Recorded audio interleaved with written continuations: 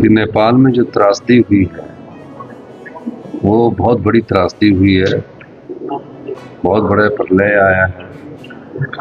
और सूत्रों के मुताबिक जो खबर मिली है 133 भारतीय नागरिक उसमें लापता पाए गए हैं।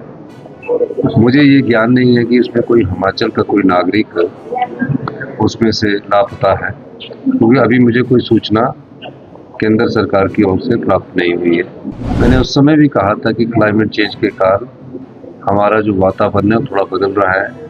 आज इसका इफेक्ट हिमाचल में होगा, बाद में उत्तराखंड और जो भी हिली हिमालयस है उस पर इसका इफेक्ट होगा। राजनीति थी, मैं गृह मंत्री जी से मिला था, गृह मंत्री जी से हमने एक बात की थी, क्योंकि नेशनल लेवल का मुद्दा था कि आप IIT, एनवायरमेंटलिस्ट और जो भी साइंटिफिक लोग हैं उनसे एक स्टडी करवाइए। और उन्होंने एक टीम बनाई थी, वो एक बार हिमाचल प्रदेश में स्टडी करके गई है।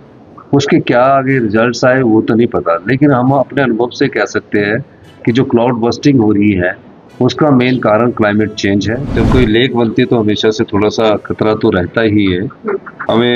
मैंने उसकी पिछले दिनों भी बैठक हुई थी, और हमारे जो ग्लेशियर स्टडी करने वाले अधिकारी है, भारत सरकार से भी हमको उसका पैसा मिला था।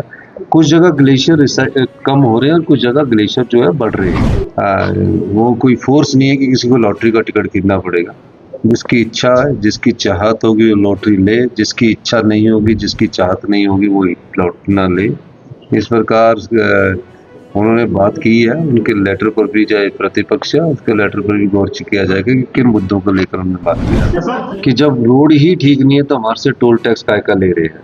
मैंने उस संदर्भ में कहा कि मैं NHAI के अधिकारियों से बात करूंगा, और बात सही है, जब रोड ठीक नहीं है तो फिर वो काय का पैसा ले रहे हैं। दूसरा बात मैं ये कहना चाहता हूँ कि एक और हमें कहा गया है कि जो 2 लेन पोर्शन बनाया है उन्होंने, जो भगवार से ज्वालामुखी, नदौन, कोलविंग, घुमारवीं तक है, उसमें 16 किलोमीटर के पैच के लिए भारत सरकार ने ये कहा है कि अब इसकी लैंड एक्विजिशन का पैसा आप दीजिए और हम 4 लेन बनाएंगे। मतलब टैक्स वो कलेक्ट करेंगे, लैंड एक्विजिशन का पैसा हम देंगे, जैसे रेलवे में है। तो उस संदर्भ में भी हमने बात की है कि अगर आप 4 लेनिंग बना रहे हैं तो 4 पैच बना दिए, एक पैच में आप बोल रहे हो कि हमको लैंड एक्विजिशन करना है, तो ये ठीक नहीं है। मिसिंग है हिमाचल प्रदेश में भी कोई लिस्ट आई है, क्या स्थिति है? और मैं सिर्फ इतना कहना चाहता हूँ कि नेपाल में जो त्रासदी हुई है वो बहुत बड़ी त्रासदी हुई है, बहुत बड़ा प्रलय आया है। और सूत्रों के मुताबिक जो खबर मिली है 133 भारतीय नागरिक उसमें लापता पाए गए हैं। मुझे ये ज्ञान नहीं है कि इसमें कोई हिमाचल का कोई नागरिक उसमें से लापता है, क्योंकि अभी मुझे कोई सूचना केंद्र सरकार की ओर से प्राप्त नहीं हुई है। पर ये बहुत बड़ी क्लाइमेट चेंज का असर है। हमने 2023-24 में इस प्रकार की त्रासदी को सहा, 2025-26 की त्रासदी को सहा। मैंने उस समय भी कहा था कि क्लाइमेट चेंज के कारण हमारा जो वातावरण है थोड़ा बदल रहा है। आज इसका इफेक्ट हिमाचल में होगा, बाद में उत्तराखंड और जो भी हिली हिमालयस है उस पर इसका इफेक्ट होगा, और जिसके कारण ये प्रलय आया है। लेकिन जब भी कोई प्रलय आता है, कोई भी बड़ी त्रासदी होती है और उसमें काफ़ी लोगों के मारे जाने की खबर होती है तो बहुत आघात पहुंचता है। हिमाचल प्रदेश विधानसभा ने इसके लिए 2 मिनट का मौन रखा है। पर हिमाचल में भी कोई अलर्ट सामने रखा उत्तराखंड में नहीं, हिमाचल में तो क्योंकि हमने 2023-24 के बाद हमेशा डिजास्टर की मीटिंग होती रहती है, और डिजास्टर से संबंधित जो भी हमारी जानकारियां उसको हम लोगों को शेयर करते हैं। और निश्चित रूप से इस बार हमारे यहाँ कम बारिश हुई है। जहाँ भी तेज बारिश होती है क्लाउड बस्टिंग होती है, और नदी के किनारे में जिस प्रकार से बाढ़ आती है उस समय हमारा अलर्ट भी पूरा होता है, और पहले से ही अलर्ट हमारा बहुत पूरा होता है।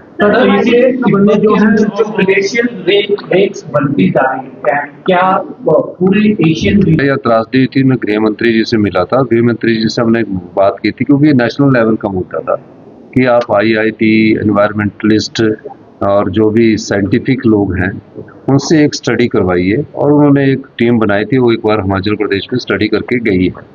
उसके क्या आगे रिजल्ट्स आए वो तो नहीं पता, लेकिन हम अपने अनुभव से कह सकते हैं कि जो क्लाउड बस्टिंग हो रही है उसका मेन कारण क्लाइमेट चेंज है। और क्लाइमेट चेंज के कारण इसका इतना बड़ा नुकसान होता है।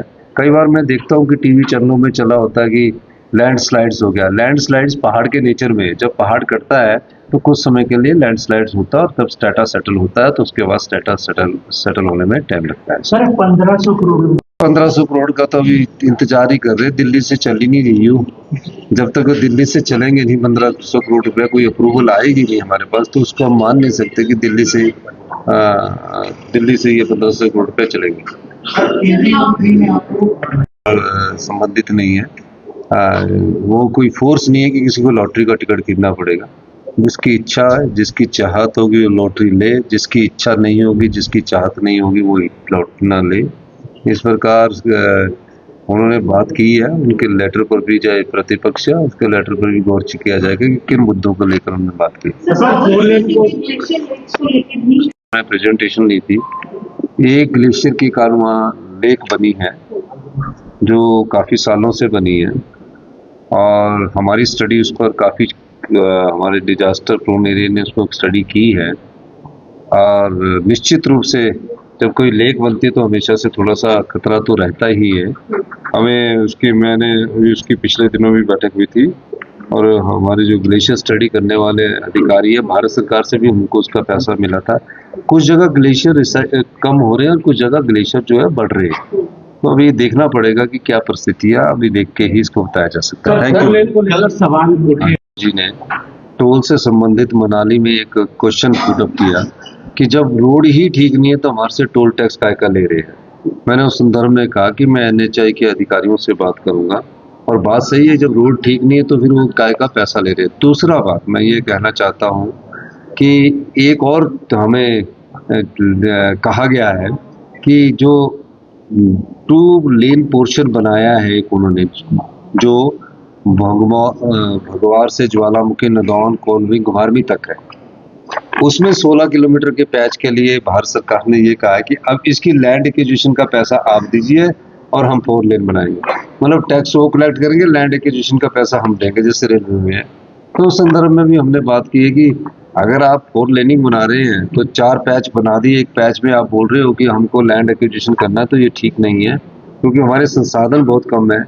और अगर हमें बिजली पर पूरी रॉयल्टी 50% देते हैं, हम सारे पैसे ही हम टोल के ले लेंगे, क्योंकि रॉयल्टी जो हमारी संपदा है, जो हमारी वेल्थ है, वो पानी है, उसका तो ढूंढ कर ही चुके हैं। उसमें जो प्रोजेक्ट फ्री हो गए उसमें हम 50% रॉयल्टी मांग रहे हो, उस पर भी भारत सरकार को चिट्ठियां लिखी है, उस पर कोई गौर नहीं कर रहे। तो इस संदर्भ में हमें कुछ ना कुछ आगे की नीतिगत फैसला करना पड़ेगा। Thank you very much. हमेशा बहनों को छुट्टी होती थी, बेटियां को छुट्टी होती थी, तो मैं आज जा रहा था तो उसमें ये लगा कि जिन भाइयों के पास रक्षाबंधन के लिए बहन ने जाना है और भाई अगर दफ्तर में गया तो पूरा दिन इंतजार करेंगे, और जो बहनें हैं वो बेचारी सुबह सुबह तैयार होकर भाई को राखी बांधने जाएंगे। तो इस त्योहार की महत्वता को सोचते हुए और इस त्योहार की बारे में सोचते हुए हमने कहा कि भाई बंधन होता है, रक्षाबंधन के साथ भाई बंधन की भाई का घर में ही ना मिले, अपने दफ्तर चला जाए तो बहन पूरा दिन शाम तक इंतजार करती रहेगी। तो इसलिए हमने कल के पूरे हिमाचल प्रदेश में सभी ऑफिस में सारे को स्कूल कॉलेज सब में छुट्टी की घोषणा की है, ताकि आराम से निश्चिंत होकर बहन अपने भाई को राखी बांध सके और भाई जो उसके साथ प्रोमिस करता है और जो उसके साथ अपना भावनात्मक रिश्ता होता है उसका जो निर्वाह करता है उसका निर्वाह करे। Thank you.